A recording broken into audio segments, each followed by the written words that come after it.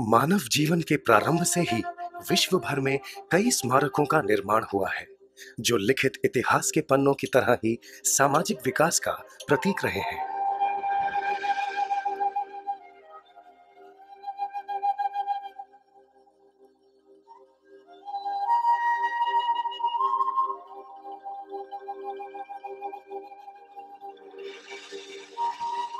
ये मनुष्यों की श्रद्धा और कृतज्ञता ही है, जिससे प्रेरित होकर इन स्मारकों का निर्माण किया गया, जिससे आने वाली कई पीढ़ियों तक ये स्मरणीय बने रहें।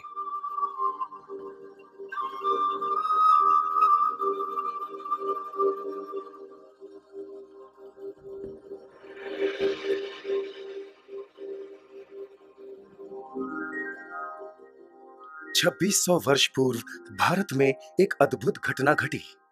राजकुमार सिद्धार्थ गौतम को बोधि प्राप्त हुई और वे सम्यक संबुद्ध बने।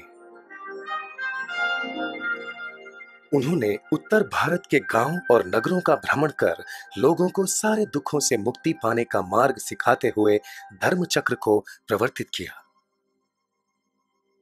उनकी शांति और सामंजस्य की शिक्षा का दूर से दूर तक प्रसार हुआ। ये शिक्षा जहां भी गई, लोगों के लिए सुख शांति ही लाई। गौतम बुद्ध के बाद भी कई वर्षों तक भारत के जनजीवन को ये उपदेशित धर्म प्रभावित करता रहा। श्रद्धा से प्रभुत होकर लोगों ने अनेक विहार और स्मारकों का निर्माण किया।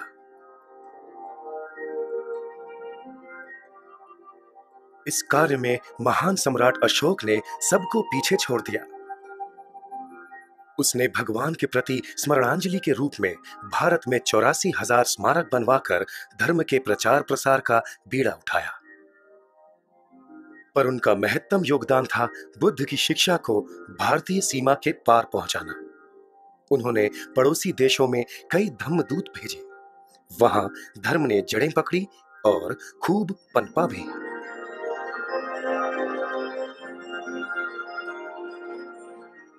जहां जहां लोगों को इस धर्म से लाभ हुआ, उन्होंने श्रद्धा और कृतज्ञता व्यक्त करते हुए भारत के स्मारकों जैसे स्मारक वहां भी बनाए। ये स्मारक अधिकतर सम्राट अशोक के बनाए हुए सांची के स्तूप पर आधारित थे। हालांकि उनकी बाहरी रचना वहां की भिन्न भिन्न संस्कृतियों के अनुसार थी। कुछ एक स्मारक बोध गया के महाबोधि मंदिर की रचना का आधार लेकर भी बनाए गए, जहां बुद्ध को बोधि प्राप्त हुई थी। लेकिन जहां इस धर्म की ज्योति कई देशों में उज्ज्वलित हुई, भारत में धीरे धीरे धुंधली होती गई। बुद्ध की निष्कलंक शिक्षा में मिलावट होने लगी, लोग उसे भूलने लगे और फिर धीरे धीरे वो अपनी जन्मभूमि से लुप्त हो गई। मानो जैसे धर्म चक्र प्रवर्तित हुआ ही था थम जाने के लिए। आज भी भारत में बुद्ध सम्मानित हैं, पर अधिकांश भारतीय उन्हें अनेक हिंदू देवताओं में से एक समझते हैं। भारत के इस महान पुत्र के बारे में लोगों को बड़े अस्पष्ट से ख्याल हैं और उनके द्वारा खोजे गए सार्वजनिक धर्म और शिक्षा के बारे में वे पूरी तरह अनजान हैं। कुछ पड़ोसी देश जैसे म्यांमार, श्रीलंका, वे इस अनमोल धर्म रत्न के लिए म्यांमार को भारत का ऋणी मानते थे और उस ऋण को चुकाना चाहते थे। सयाजी ने उनके धर्मपुत्र सत्यनारायण गोयनका को विपश्यना आचार्य के रूप में अधिकृत किया और भारत को इस धर्म शिक्षा रूपी धरोहर को वापस लौटाने का कार्यभार सौंपा। सयाजी की इस सदिच्छा से प्रेरित होकर श्री सत्यनारायण गोयनका ने अपने जीवन को इस उदात्त ध्येय के लिए समर्पित करते हुए भारत और अन्य देशों में विपश्यना ध्यान सिखाना शुरू किया।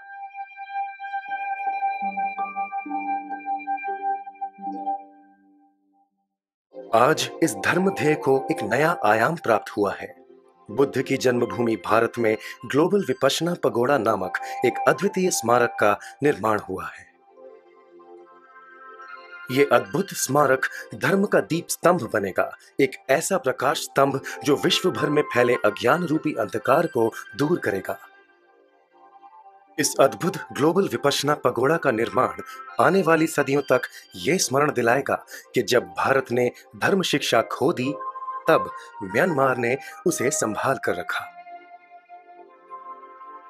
म्यांमार में प्राचीन स्तूप भारत के प्रति श्रद्धा और कृतज्ञता अर्पण करते हुए सांची के स्तूप जैसे बनाए गए थे।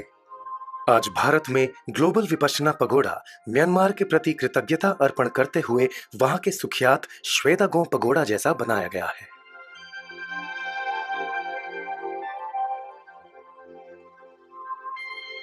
ग्लोबल विपश्यना पगोड़ा कृतज्ञता की अभिव्यक्ति है, बुद्ध के प्रति और उस अद्भुत धर्म के प्रति जिससे उन्होंने मानव समाज को अवगत कराया, उस आचार्य परंपरा के प्रति जिन्होंने इस धर्म को विशुद्ध रूप में सुरक्षित रखा। ये कृतज्ञता पूर्ण अर्पण है सयाजी उबाखिन के प्रति, जिनके दृढ़ संकल्प की वजह से यह धर्म फिर भारत आया और यहां से विश्व भर में फैला।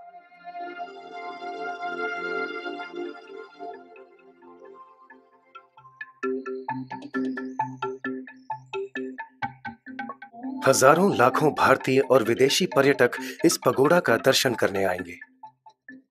इस भव्य स्मारक के चारों ओर एक ऐसा पठार है जिस पे 10,000 पर्यटक चल सकें।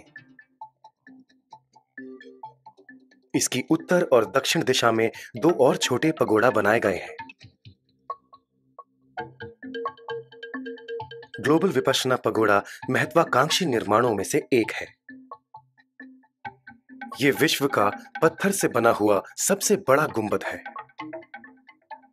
बिना किसी स्तंभ के सहारे निर्माण हुआ 97 मीटर व्यास का यह गुंबद कारीगरी का अजूबा है।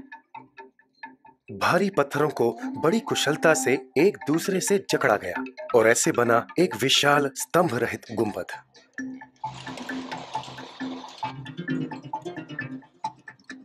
इस भव्य स्मारक के निर्माण में हजारों पत्थरों का उपयोग हुआ, जिन्हें हजारों ट्रकों में मीलों दूर खादान से लाया गया।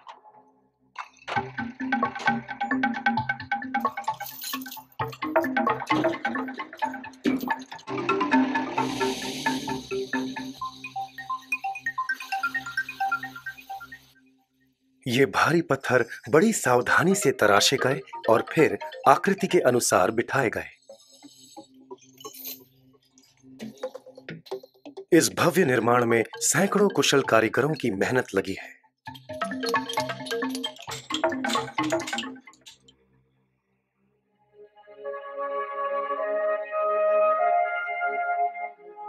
फरवरी 2009 में ग्लोबल विपश्यना पगोड़ा के अनावरण समारोह में हजारों लोग इकट्ठा हुए थे।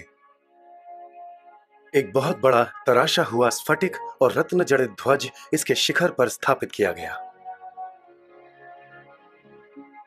इसके भीतर के गुंबदीय कक्ष में गोयनका जी ने हमेशा की तरह सरल पर हृदयस्पर्शी शब्दों में धर्म समझाया। कुछ ही देर बाद गोयनका जी ने इस पूरी तरह निर्माण हुए स्मारक में पहला धर्म प्रवचन दिया। इस प्रसंग पर भारत की राष्ट्रपति माननीय प्रतिभा पाटिल व भारतीय और पड़ोसी देशों के गणमान्य अतिथि और विश्व भर से साधक उपस्थित थे।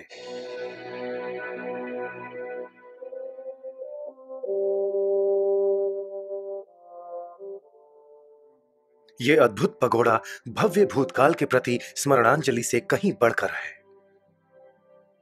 इसका शानदार और कलात्मक बाहरी हिस्सा अवश्य ही ध्यान खींचता है, तो भीतरी हिस्सा पूरी तरह से उपयोगात्मक है। पगोड़ा के भीतर एक बहुत बड़ा ध्यान कक्ष है, जहां एक साथ हजारों साधक बुद्ध द्वारा सिखाए गए विपश्यना ध्यान का अभ्यास कर सकते हैं। पगोड़ा को ध्यान केंद्र का उपयोगात्मक हिस्सा बनाना ये सयाजी उबाखिन की सबसे बड़ी खोज थी। यांगों में सयाजी उबाखिन के साधना केंद्र के मध्य में एक पगोड़ा है, जिससे लगकर श्रेणीबद्ध शून्यागार हैं। ये उनकी विचारधारा को दर्शाता है कि विपश्यना ध्यान द्वारा धर्म का अभ्यास और प्रत्यक्ष अनुभव ही बुद्ध के प्रति सम्मान जताने का श्रेष्ठ पर्याय है। एक सुंदर पुस्तकालय, बहुविध प्रस्तुतिकरण और प्रदर्शनी के द्वारा ग्लोबल विपश्यना पगोड़ा एक प्रशिक्षण केंद्र के रूप में भी सेवा देगा। इस प्रदर्शनी में गौतम बुद्ध की जीवनी और शिक्षा पर आधारित कई प्रेरक चित्र हैं। गौतम बुद्ध के असली धातु अवशेष भारतीय महाबोधि सोसाइटी ने ग्लोबल विपश्यना पगोडा को दान दिए हैं। ये प्रामाणित धातु अवशेष इस पगोडा में प्रतिस्थापित किए गए हैं, जो पीढ़ियों तक सुरक्षित रहेंगे। ग्लोबल विपश्यना पगोडा का निर्माण स्वैच्छिक दान से हुआ है। ये हर एक के लिए पुण्य अर्जित करने का, पुण्य कार्य में सहायक होने का दुर्लभ अवसर प्रदान करता है। एक ऐसा स्मारक जो निश्चित ही बुद्ध शासन का प्रतीक बनेगा। एक ओर जहां पूरा विश्व घृणा, भय और चिंता से ग्रस्त है, वहीं गौतम बुद्ध की धरोहर का ये प्रतिनिधि समस्त मानव जाति में शांति, सद्भाव और सहनशीलता का प्रवर्तन करेगा।